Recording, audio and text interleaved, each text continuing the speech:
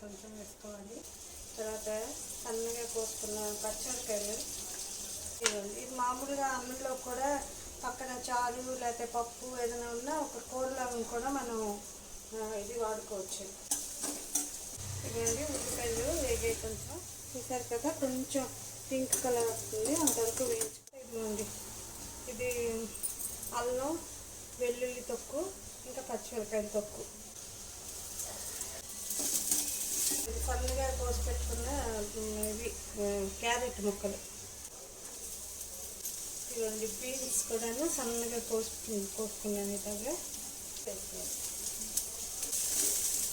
ఇవి కొంచెం మెత్తపడాలండి ముక్కలు. మూత పెట్టుకుని కొంచెంసేపు మగ్గనివ్వాలండి.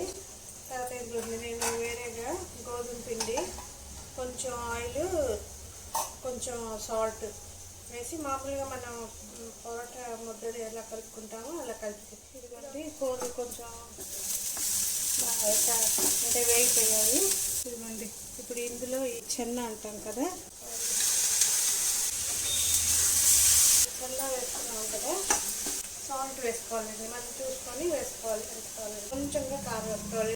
పౌడర్ కొంచెం ఒక హాఫ్ స్పూన్. ఇది ఇప్పుడు గ్యాస్ ఆఫ్ చేసి చల్లారనిస్తే ఒక 5 minutes ఉంటే చల్లారిపోతుంది. అప్పుడు పొరాటాలో స్టఫ్ చేసుకొని చేసుకోవాలి. 10-15 నిమిషాలు నానున్నది. దీనికి ఉండలు ఇలా చేసుకొని ఇవన్నీ పెనం పెట్టుకున్నాను.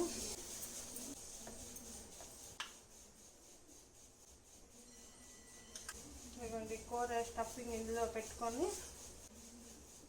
కొంచెం ఇలా పిండి చల్లాలండి. ఇవ్వండి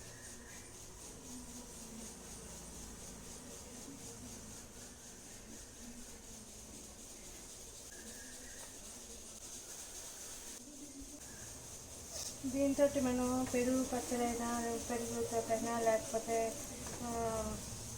మరి ఏదైనా రాయితీలాగా చేసుకున్నా లేకపోతే మన ఆవకాయ పచ్చళ్ళు సాస్ దేంతో అయినా తినచ్చండి, బాగుంటుంది. తిరగండి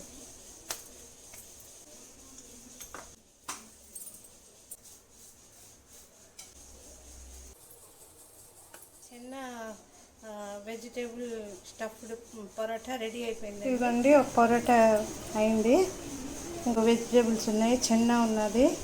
సో ఏవైనా కొంచెం ఉంచుకొని తింటే బాగుంటుంది. ఈ పరోటా చేయటం నచ్చితే, మీకు కంటెంట్ నచ్చితే లైక్ చేయండి, షేర్ చేయండి, సబ్స్క్రైబ్ చేసుకోండి. అంతేనండి, ఉంటాను మరి.